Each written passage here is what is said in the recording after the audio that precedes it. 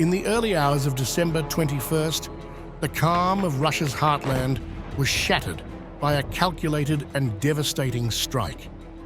Over 600 miles from the front lines, the city of Kazan became the latest target of Ukraine's kamikaze drones, adding an intense new layer to the escalating conflict between Moscow and Kyiv.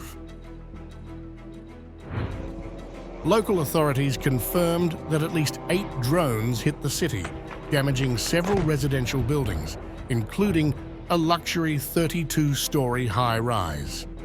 Eyewitness footage captured the moment of impact, showing the drones descending through the night sky and the subsequent explosions.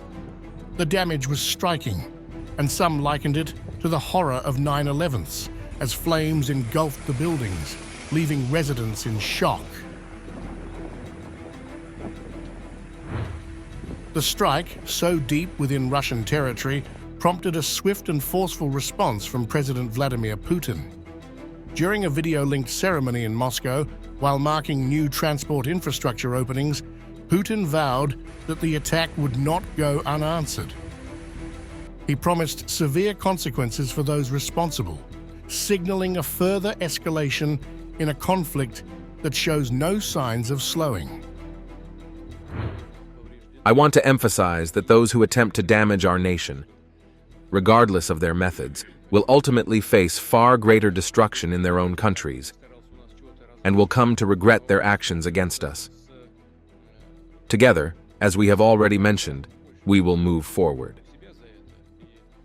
Not only will we repair the damage others are trying to inflict upon us, but we will also advance even more swiftly. That is reality. We will enhance our road networks, urban planning, and residential neighborhoods. Kazan is progressing at a speed that many countries would envy. Putin's words weren't just a threat. They were a powerful declaration of Russia's resilience. He pointed to Kazan's rapid development, calling the city's progress at a speed that many countries would envy, despite the attack's devastation.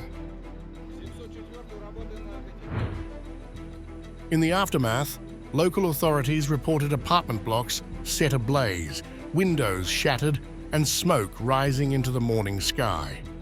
Thankfully, no casualties were reported. The Russian Ministry of Defense also claimed that its air defense forces intercepted and downed one of the Ukrainian UAVs just before it struck Kazan. But the damage had already been done, a stark reminder of the reach and precision of modern warfare. This attack on Kazan comes amid rising tensions, with the West playing a pivotal role in the war. In a recent interview with Russia 1 TV, Putin accused the West of fueling the conflict. He argued that their role in arming Ukraine had contributed to the escalation, and this latest strike on Kazan was yet another example of foreign interference. They, Western leaders, wanted to achieve only one goal: to give the AFU time to rearm, to prepare for future hostilities. And if they allowed them to prepare for future hostilities, it meant that they expected them to start. It means that they assumed that there would be hostilities. And we, knowing that, should have acted more decisively and earlier.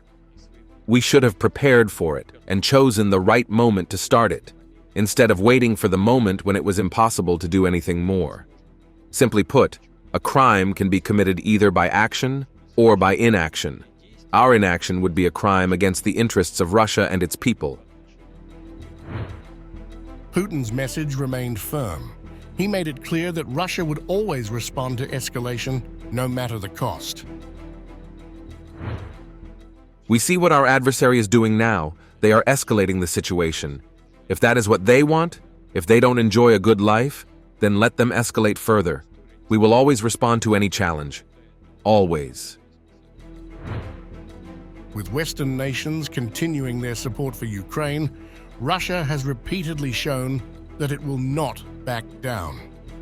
This conflict has become more than just a military struggle. It's about narratives and influence, with Russia determined to maintain its position. Putin's resolve highlights the rising stakes as tensions continue to climb and the world watches for the next move.